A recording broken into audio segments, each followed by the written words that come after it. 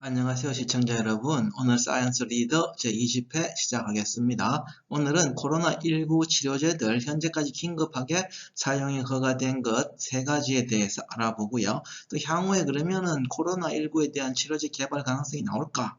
그리고 그런 예방책은 그렇다면 어떤 것이 될까에 대해서 알아보겠습니다. 불과 며칠 전에 3월 26일에 이제 출판된 논문입니다. 그래서 그 코로나19에 대한 약물 치료에 가능한 옵션들에 대해서 발표를 했는데요. 클로로킨, 그 다음에 에이즈 치료제, 그 다음에 렘데르시비르, 에볼라 바이러스 치료제, 이것이 이제 가장 좋은 옵션으로 이제 이 게재가 됐고요. 그래서 이제 그렇지만 이 논문에서 제일 먼저 밝히고 있는 것은 아직까지 코로나19의 치료제나 혹은 예방 백신은 없다는 거, 그리고 일반적으로 젊고 건강한 환자, 정세가 경미하고 기저질환이 없는 사람에게는 이런 약물들의 치료를 권장하지 않는다라고 하고 있습니다. 왜냐하면 확실한 치료가 아니고 그 정세를 완화하기 때문인 것으로 보입니다. 결국 기본적으로 바이러스는 끊임없이 변종이 생기는 것이 바이러스의 생존 본질이기 때문입니다. 현재까지 코로나19에 사용되는 대체 약물들 상위 3종을 보면 첫 번째는 말라리아 치료제가 있습니다. 클로로퀸 혹은 하이드록시 클로로퀸이라고 부르는데요.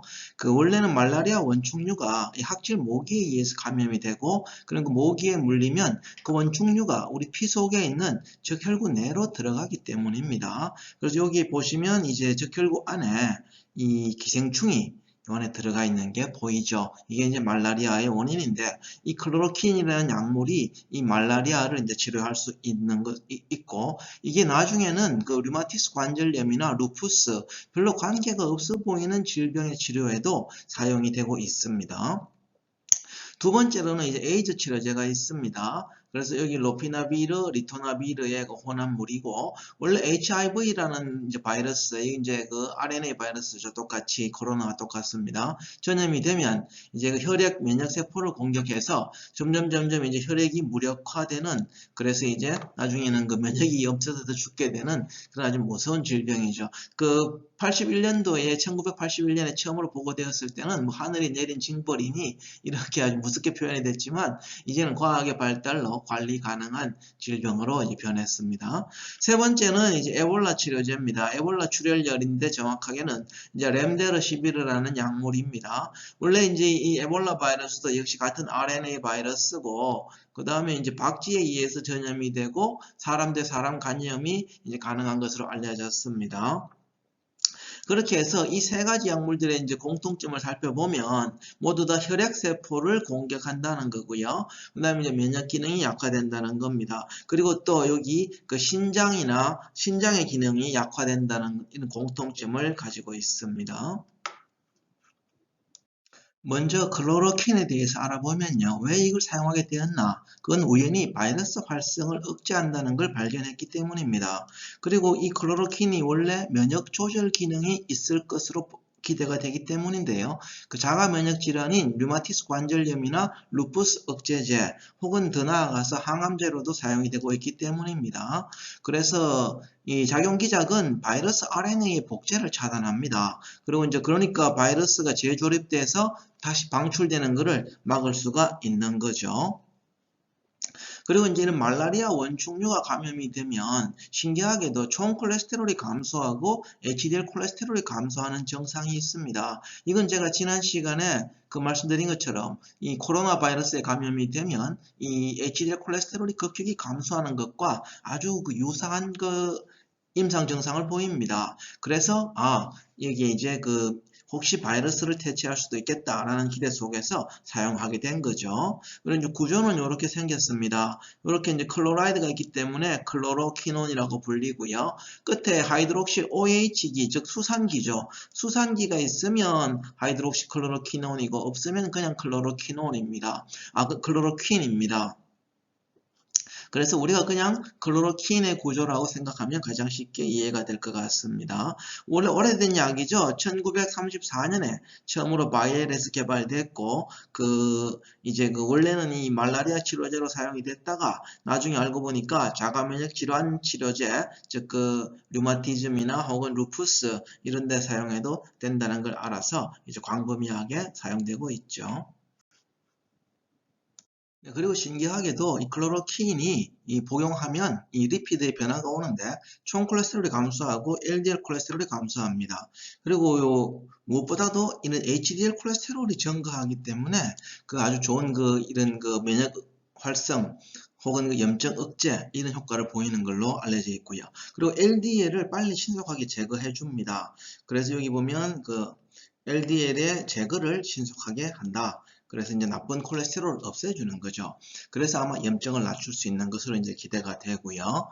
그 다음에 여기에 이제 루퍼스 환자에게 적용을 했더니 이제 이런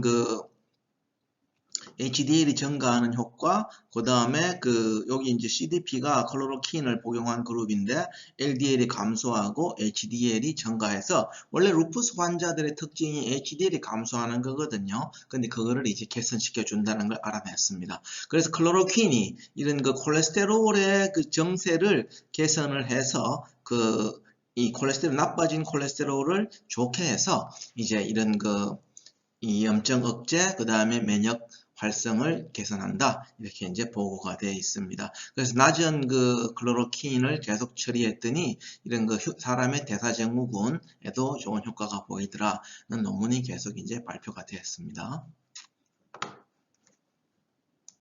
그러면 왜 클로로킨을 자가면역 질환에 사용했을까요? 그럼 자가면역 질환, 류마티스 관절염이나 루푸스 환자의 특징은 뭐가 있을까요? 그래서 알아보니까 제가 제 연구실에서 몇 년 전에 발표했던 논문들입니다. 그래서 HDL 콜레스테롤이 감소하고요. LDL이 증가하는데 특히 산화된 LDL이 증가합니다. 그리고 스몰 덴스 LDL, 나쁜 LDL이죠. LDL이 작아진 것들. 여기에 보시면 LDL이 작아져서 이렇게 밑에까지 내려오는, 그래서 정상적인 LDL은 이렇게 위에 있는데 이렇게 LDL이 밑에까지 내려오는 것을 볼 수가 있습니다. RA가 류마티즘입니다. 그 다음에 이제 HDL도 역시 변형이 심해져서 이건 당화가 많이 일어납니다. 이렇게 뭉쳐지죠. HDL이 당화가 일어나는 것을 우리가 HDL이 뭉쳐지는 것으로 잘 이제 알아볼 수가 있죠. 그래서 특히 여자 류마티스 관절염 환자에서 더 많이 이렇게 뭉쳐져 있다는 것을, 즉 당화가 많이 일어났다는 걸 알 수가 있고요. 중성지방이 증가하고 CETP 활성이 증가합니다. 그래서 류마티스 관절염 환자들의 특징을 보면 루푸스도 그렇고 이 심혈관 질환자의 특성하고 아주 유사합니다. 그래서 또 류마티스 환자들이 살아있을 때는 이 류마티즘으로 굉장히 고통의 통증을 많이 받지만 막상 사망의 원인은 대부분 심근경색, 그래서 이 심혈관 질환이라는 보고가 있습니다. 그래서 이런 공통점이 있기 때문에 즉 HDL이 낮은 거, 그 다음에 이런 HDL의 변형이 심한 거, LDL이 많은 거, 이게 아주 이 공통점이 있구나 하는 것을 알 수가 있었습니다. 클로로킨이 근데 이런 HDL을 증가를 이제 이끌어냄으로써 치료 효과를 가진다는 거죠. 두 번째는 에이즈 치료제입니다. 칼레트라라는 이제 상표명으로 팔리고요. 그래서 두 가지 약물이 이렇게 이제 혼합되어 있습니다. 그리고 이제 작용 기작은 이 바이러스죠. 이 에이즈 바이러스 HIV의 정식에 필요한 효소, 이 효소를 이제 억제합니다. 그래서 이제 복제를 못하게 하는 거죠. 근데 왜 이거를 코로나 바이러스에 사용했을까요? 왜냐하면 실험실에서 우리 하는 연구, 인비트로 연구라고 부릅니다. 인비트로 연구에서 이 사스나 메르스, 과거에 유행했던 이 바이러스의 활성을 억제했기 때문에 코로나19에도 효과가 있을 거라고 이제 기대를 하면서 연구하는 거죠. 왜냐하면 지금에 와서 이제 와서 새로운 코로나19의 치료제를 개발한다는 것은 앞으로 10년이 더 걸릴지도 모르니까 지용은 너무 늦죠. 그리고 또 불가능하다는 생각이 많기 때문에 이미 개발된 것들 중에서 몇 개라도 이렇게 한번 다시 테스트 해보자는 거죠. 그렇게 해서 이제 이 작용기작은 바이러스 복제를 차단하고, 그런데 왜냐하면 이 효과가 별로 없는 게 자꾸 바이러스가 돌연변이가 일어나니까 에이즈 환자를 치료할 때도 이 효과가 그렇게 오래 가지 않는다고 알려져 있습니다. 그리고 또 이제 안전성도 조금 문제가 있어서 이 부정맥도 유발하고 간독성, 간염, 뭐 이런, 그래서 한 달 이상 복용하면 오히려 좀 안 좋다. 이제 이런 보고가 있습니다. 그렇지만 코로나는 뭐 14일 이내에 또 치료될 수 있는 질병이니까 써볼 만한 거죠. 그래서 이제 한 달 복용했더니 좋은 점은 이제 요 HIV, 그러니까 에이즈 환자를 대상으로 했을 때입니다. HDL이 증가하고 A4, A1이 증가한다는 걸 알았고요. 근데 나쁜 점은 LDL의 크기가 감소해서 스몰 댄스 LDL이 나타납니다. 아까 우리 그 자가 면역 질환 환자들한테서 많이 나타났던 거. 그래서 별로 이제 한 달 이상 복용하면 안 좋겠다. 그리고 콜레스테롤도 증가하고 중성지방도 증가한다는 것을 이제 알아냈습니다. 그래서 여기 옆에 데이터를 보시면 여기 이제 그 영주차, 그러니까 복용하기 전에 비해서 M1은 한 달이고 M3는 석 달입니다. 그 동안에 이제 그 HDL은 조금 증가했는데 LDL이 더 많이 증가하고 중성지방이 더 많이 증가해서 좋은 점과 나쁜 점이 섞여 있는 거죠. 그래서 이제 별로 그렇게 장기 복용은 권장하지 않습니다. 요 두 개는 이제 그 구조를 각각 보여주고 있는 것이고요. 아주 복잡하게 생겼죠.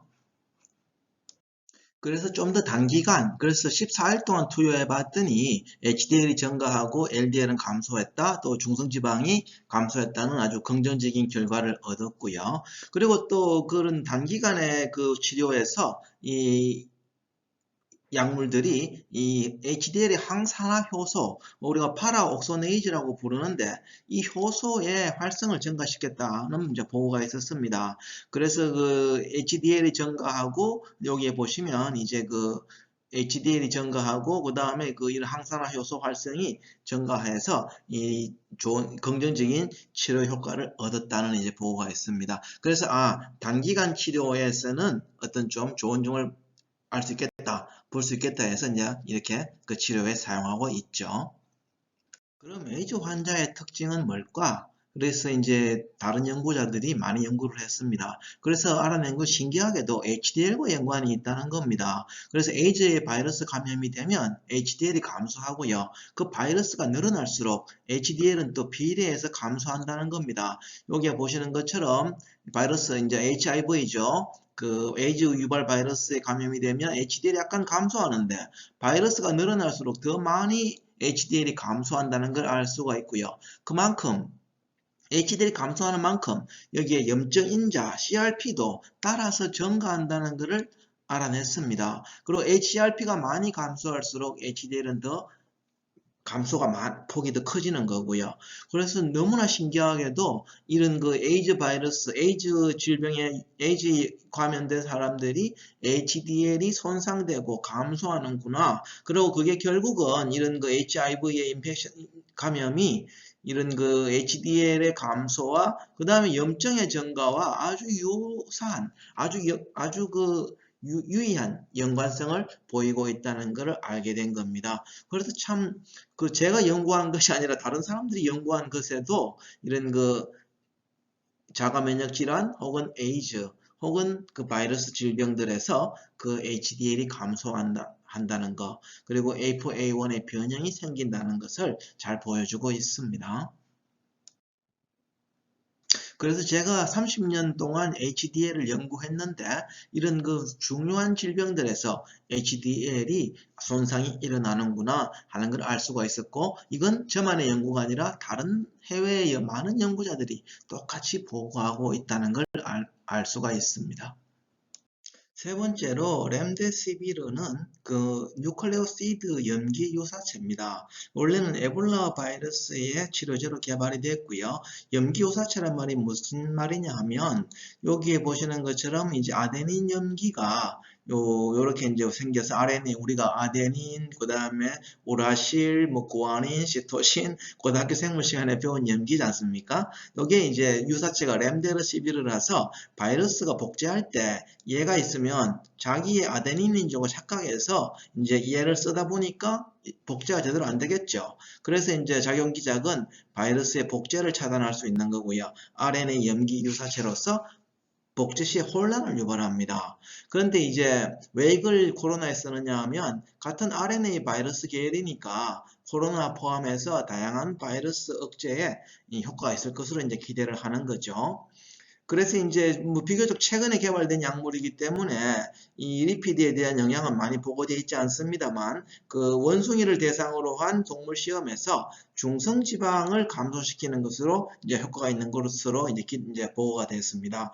현재 이제 다른 나라에서 많은 나라에서 이 임상 시험을 사람을 대상으로 하고 있는 중이고요. 그래서 7일 동안 이제 3mg, 10mg을 원숭이한테 투여했더니 용량 의존적으로 간 기능 수치가 개선이 되고 여기에 보시면 이제 ALT, AST, GOT, GPT죠. 그 다음에 이제 신장 기능이 개선됩니다. BUN이나 크레아틴이 좋아지고 그 다음에 중성지방이 감소하고 CRP, 급성염증 수치가 감소하는 걸 알 수가 있습니다. 그래서 여기서는 좀 총 콜레스테롤하고 HDL 콜레스테롤은 보고되지 않았지만 이런 결과들로 미루어서 HDL도 좋아졌겠구나 하는 것을 이제 추측은 할 수 있습니다. 그럼 현재까지 사용 중인, 임상 중인, 시험 중인 이제 세 가지 약물들, 항말라리아 치료제, 항에이드 치료제, 항에볼라 치료제들, 요것들을 이제 우리가 코로나 지금 19 치료제로 쓰는데, 이렇게 그 약물의 용도를 바꾸는 것을 드럭 리포지셔닝이라고 부릅니다. 왜냐하면 지금 이제 당장 바이러스 치료제를 개발할 시간도 없고, 개발할 수 있는 또 확률도 낮으니까 이미 개발되어 있는 것들을 쓰자는 거죠. 이 약물들의 이제 공통점을 보면 이런 리피드 프로필을 개선하고요. 그래서 HDL의 증가, 그 다음에 중성지방의 감소, HDL 항산화 기능이 개선되는 거, 그 다음에 염증인자 CRP가 감소하는 공통점을 보이고 있습니다. 그래서 결국은 HDL의 양도 올리고 기능도 올린다는 건데 그렇다면 평소에 우리가 HDL 콜레스테롤을 올린다면 바이러스를 예방할 수 있지 않을까 하는 생각을 해봅니다. 중국에서 감염됐던 이 1차 감염자의 혈청에서 HDL 콜레스테롤이 감염 후 9일째까지 이렇게 급속히 감소하다가 이제 10일째가 되면서부터 HDL이 증가하면서 이제 이분이 바이러스를 물리치고 14일째 퇴원을 했습니다. 결국은 바이러스의 감염과 퇴치에 HDL 콜레스테롤이 중요하게 관여한다는 것을 잘 보여주고 있습니다. 그래서 바이러스라는 특성상 새로운 약물 개발은 어쩌면 불가능할지도 모릅니다. 그러나 왜냐하면 개발하면 또 다른 변종 바이러스가 나타날 수 있으니까요. 그러나 우리가 HDL을 잘 관리하는 것은 근본적인 그 바이러스 감염을 막는 근본적인 치료법이 될 수 있습니다. 최근 중국 정부에서도 치료 가이드라인을 내놨는데요. 이제 먼저 이런 인터페론 알파, 즉 간염 치료제죠. 그 다음에 이런 에이즈 치료제, 그 다음에 클로로킨. 그래서 모두 다 HDL 콜레스테롤을 올릴 수 있는 약물들에 대해서 이제 임상 시험을 승인했고 지금 진행하고 있습니다. 그렇지만 여기에는 10일 이상은 약물을 처방하지 못하도록 이제 그렇게 하고 있죠. 왜냐하면 부작용이 워낙 심하니까요. 그리고 바이러스의 치료는 한 10일, 14일 이내에 이제 이루어질 수 있으니까 이렇게 10일 이상은 처방하지 못하도록 한 것으로 보입니다. 그래서 이제 정리를 해보면 이런 코로나19 치료제들의 공통점은 HDL을 증가시켰다, 그 다음에 급성염증을 감소시켰다, 그리고 중성지방을 감소시켰다, 그 정도 될 수 있고요. 그 다음에 앞으로도 백신이나 치료제가 개발될 가능성은 별로 없다는 겁니다. 그래서 이런 코로나19를 포함한 바이러스 질병 예방법은 HDL을 올리고 HDL의 기능을 좋게 하자. 그래서 HDL 관리를 잘 하는 것이 좋겠다는 것입니다. 이것으로 사이언스 리더 제20회 마치겠습니다. 감사합니다.